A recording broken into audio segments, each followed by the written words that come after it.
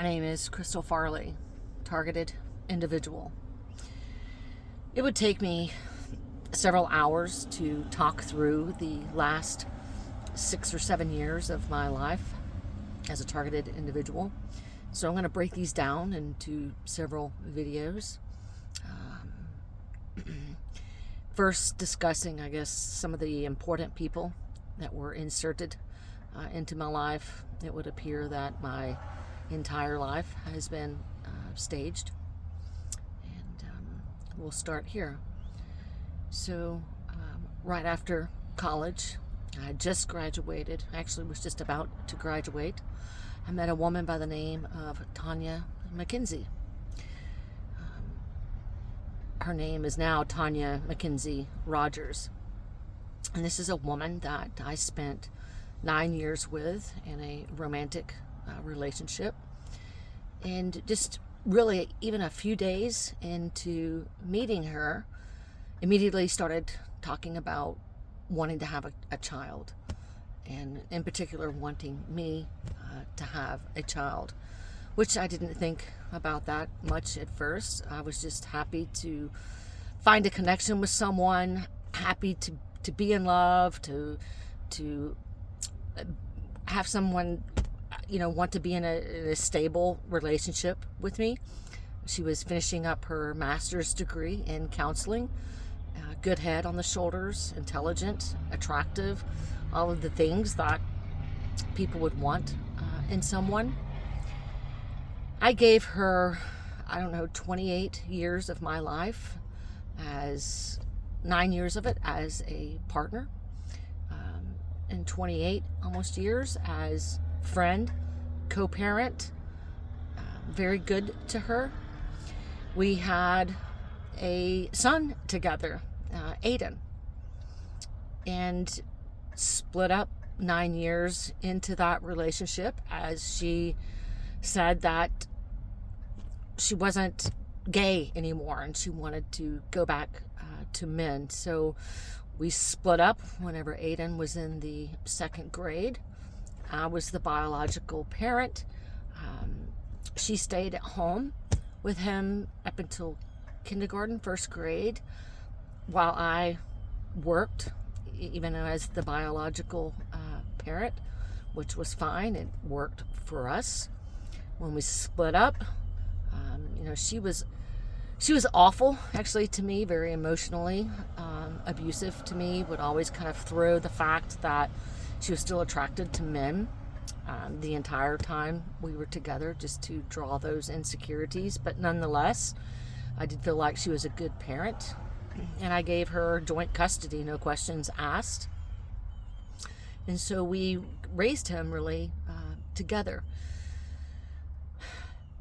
Once this all kind of come to a head with my targeting and finding out that I was actually being targeted, knowing the entire time that this woman that I had been kind to and loving to and supportive to, whether we were together or not, that she was behind this the entire time, this whole master plan to get me pregnant, not with a sperm donor from Minnesota, but a swapped sperm donor, Homer Bosch of Spain, the power tool and appliance family, direct dragon descendants.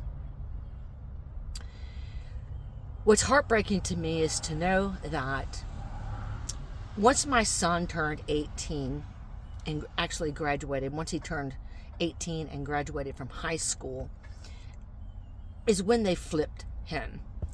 My son and I had a normal, healthy, happy, cordial relationship until the cult got to him. I don't know what they did, if they possessed him. I think probably put him under MK Ultra, to go from kind, reserved, well-mannered, respected me, to verbally abusive towards me, to go from reserved to a complete narcissist, full of himself, wouldn't do even the smallest tasks that I asked of him, which was barely nothing. He had literally everything handed to him on a silver platter, But what is disgusting to me is to know they actually gave him a directed energy weapon, a device. I assume it was one of the handheld versions.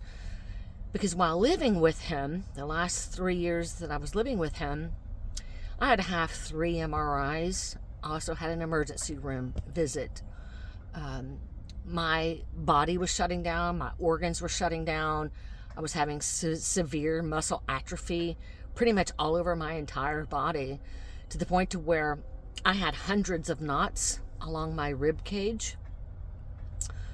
Extreme pain in my cervical spine, and extreme pain in my brain. I go to the emergency room because I was having fainting spells. Every time that I would go to stand up, it felt like I was going to pass out. And I've never had any type of health issues, been strong as an ox. I was an athlete. I was a college athlete. Never had any physical ailments whatsoever, until he was doing whatever to me while I slept. So my own son was trying to unalive me as I was sleeping, while my ex, Tanya, who is a mental health counselor, knew that this was being done to me, because it was all a big plan. Everybody around me knew what was going on except for me, like I'm living in some sort of Truman Show. I then have to go and get 3 MRIs, 2 on my cervical spine, 1 for soft tissue, 1 for the actual cervical spine. The soft tissue, I had muscle mass knots atrophied so severe, like the size of a freaking tennis ball on the back of my neck. The MRI technician had said that he had never in his entire life seen a knot quite that size ever in his imaging career. And that MRI and the results of that MRI yielded a preliminary radiosarcoma cancer diagnosis, which is one of the most fatal cancer diagnoses that there are. So I spent a considerable amount of time thinking that I was dying of this rare cancer, when really it was my son blasting me with directed radiation, directed energy, whatever the heck, high-tech, military tech, fallen angel tech device that he was using to literally try to kill me while I was sleeping. And I could never get my son to go and spend time with her. I tried to get him to go spend time with Tanya on the weekends to kind of nurture, that relationship. And he would never go, and I know why now, because he was spending all those nights trying to kill me while I was sleeping. But he would go and have lunch with her, and they would have little lunch dates periodically.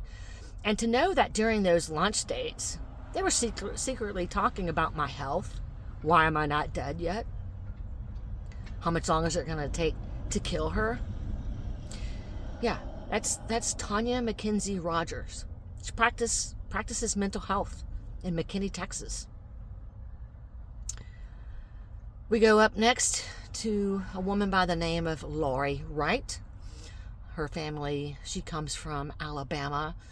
She comes from a wealthy family that is actually very close to the Clintons. Her mother and her mother's friends are very close to Bill and Hillary Clinton.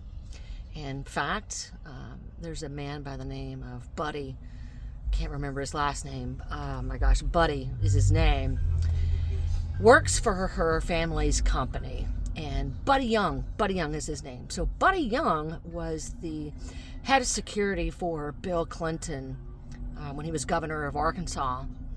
Then later gets promoted to FEMA director under then President Bill Clinton. That's when all these bodies started piling up and the rumors started spreading about Hillary Clinton and Bill Clinton offing people, even during his stay as governor of Arkansas, for cheating, for potential drug. They were just snuffing people left and right. And so my relationship with Lori lasted 10 years. And turns out to be a completely fake staged relationship.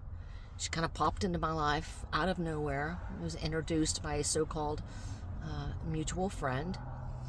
And as soon as Aiden turned 18 and was graduating high school, my divorce suddenly dissolved. It's just everything. Timing is not a coincidence. Timing is not a coincidence. They arranged for a honeypot to bust up the marriage. The first 9 years with her was really awesome. We were joined at the hip. We did everything together.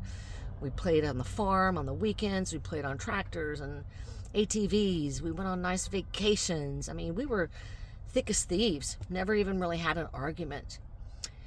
But as soon as it was time for Aiden to do his thing and get activated by the occult, just systematically, that's when the marital problems started happening.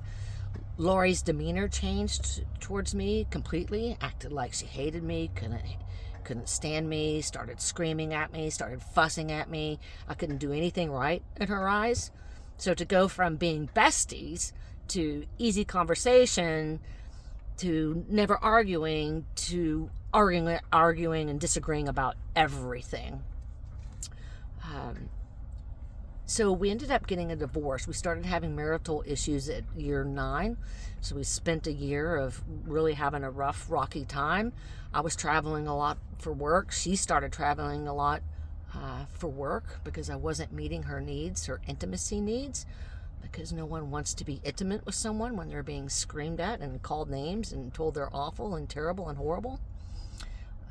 But Lori, as we were getting divorced, goes onto Facebook and posts her divorce decree. Like, here it is, yay, I'm getting divorced from the worst person in the world. So this is when the smear campaign is starting of, I'm a narcissist, I'm a bad person, I'm violent, I'm scary, I'm dangerous. Because she started a smear campaign against me within the gay community in Dallas, and even outside of that I became violent and that she needed a gun. She needed to go out and train how to shoot guns, which we did that anyway. We'd do that all the time at the farm. She knew how to operate a firearm.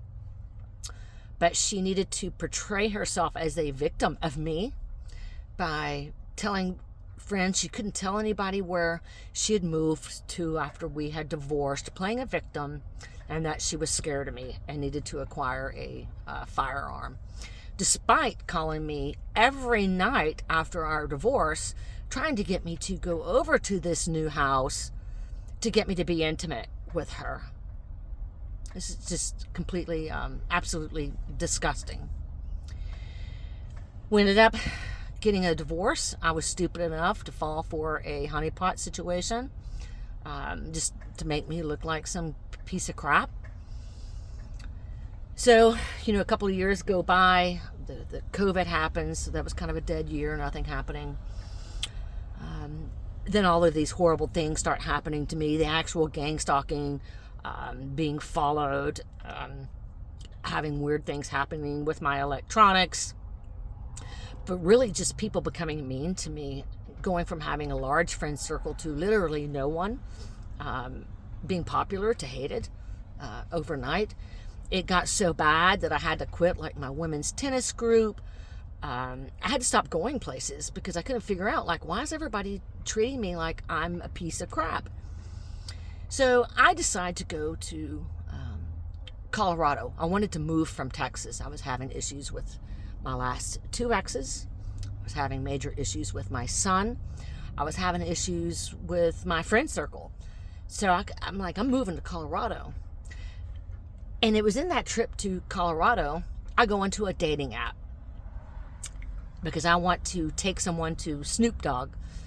I bought some Snoop Dogg tickets and I was going to look for housing out there. And also, by the way, my career is being destroyed at this point too. I was having all these work issues suddenly. I was having to hire attorneys. I was having to defend people on my team who were being sexually assaulted and sexually harassed.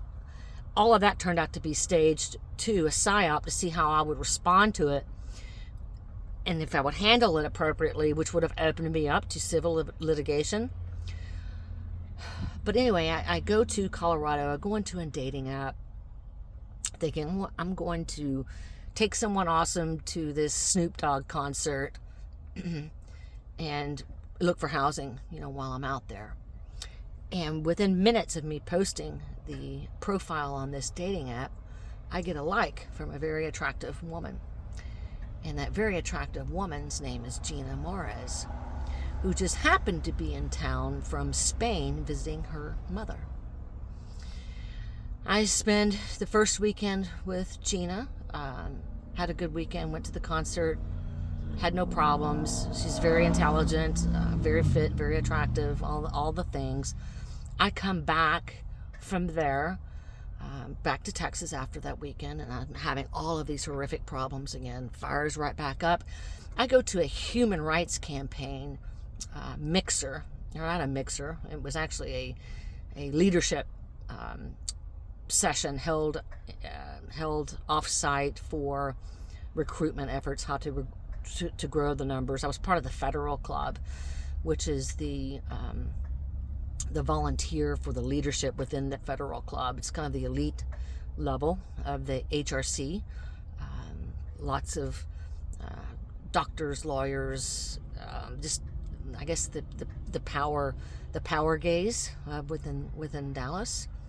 So I go to a mixer where I am set up and gang stalked at a human rights campaign mixer, where we were jammed in with all of these people in a tiny home after a day's session on how to grow the membership numbers.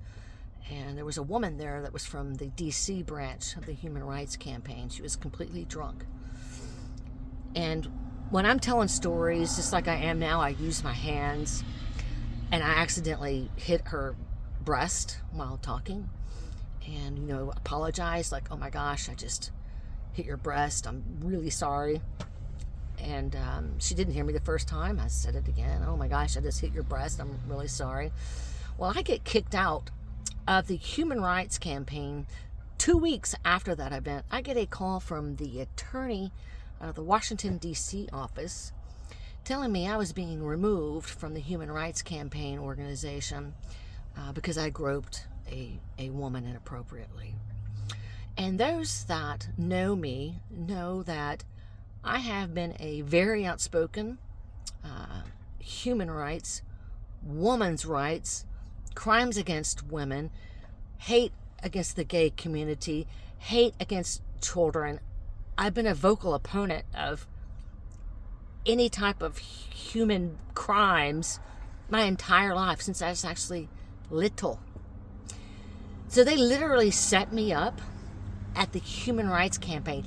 The HRC has been involved at the highest DC level of my targeting instance. I decided to go back out to Colorado and meet with Gina again. And that's when I got my offer to join the occult.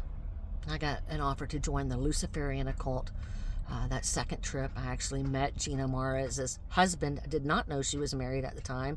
She lied to me about being married. Homer Bosch, the power tool and appliance family. And it just so happened to be my son's father. A complete fluke, that I met them on a whim. Probably a 1 in a million chance. And that was my opportunity for a destiny swap. Because had I joined their cult, then I was told I would live in a castle with a moat, and they were going to make me a Babylonian god. What that means is be a skin suit for a demon to be worshipped. I got scared. I thought that they were crazy. I was pissed that she lied to me about being married and left. And as soon as I returned to Texas, I find out, I'm on a federal terrorist watch list, where then Freemasons are getting involved and completely disabling my career, my ability to support myself. They were blocking me from getting settlement checks from the issues that I was having at work. They were preventing me from getting an attorney to have due process to protect myself. They were spreading smear campaigns that I'm a pedophile, that I'm violent, that I'm scary, that I'm dangerous.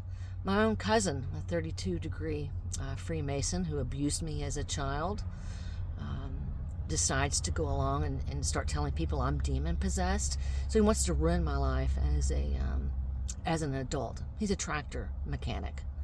And it wasn't enough that he traumatized me as a child, that he also has to try to destroy my life as an adult.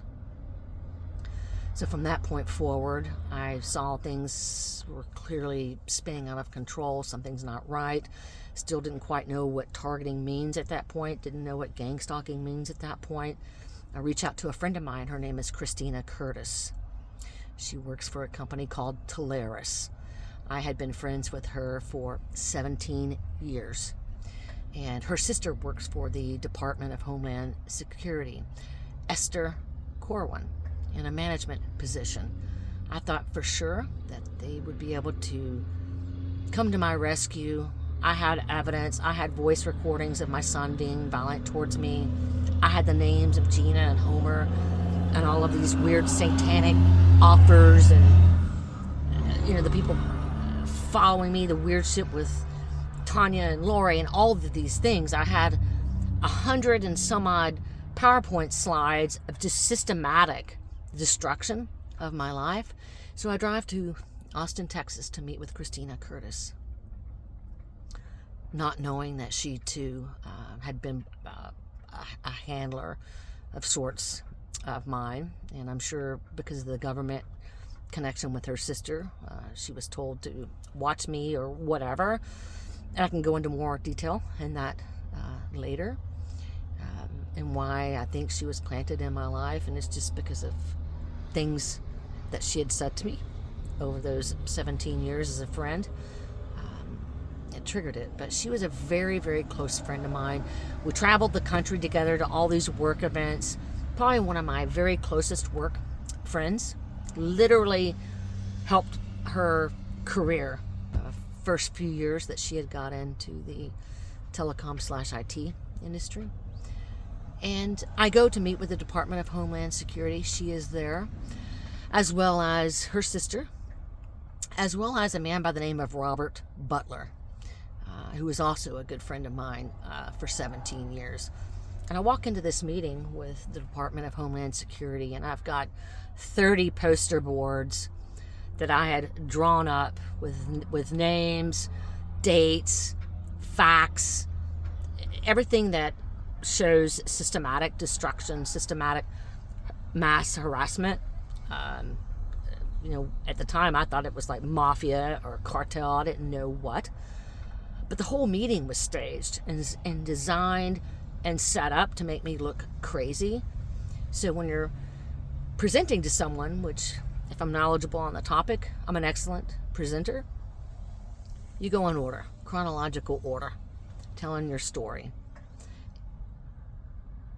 But they are trained with their little CIA crazy disorientation campaign.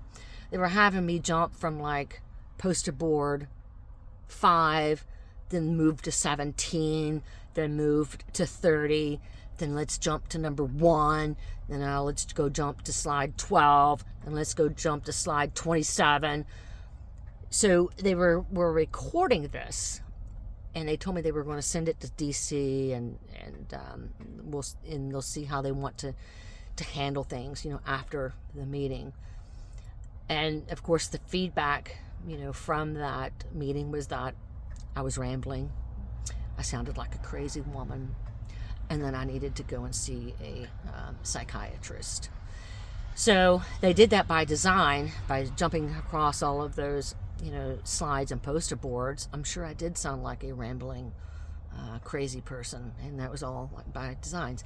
So these are friends that I had for 17 years, and they did this to me. And they knew that walking into this meeting, it was all about setting me up to make me, to discredit me, to silence me, to paint me as crazy, so I didn't have a leg to stand on.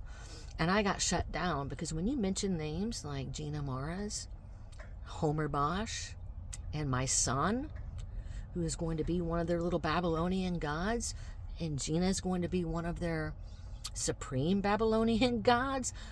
I'm literally dealing with the most powerful people in the world that have brought this down to me, onto me. And had I not gotten scared that night, I would have had that chance for a destiny swap. But long story short, according to Gina Mares, all of this is happening to me because of the soul that I host. And was told that this is revenge being placed onto me for something that happened thousands and thousands and thousands of years ago against her ancestors. Well, she's serpent seed, so apparently her ancestors are the draconians, are the serpents, and they're hell-bent. The dragon himself is hell-bent on taking me out. Was told I would be barred witness in front of an entire nation to see, and I'd be guillotined, and that my heart would be eaten. So this is part one of my horrific targeting story.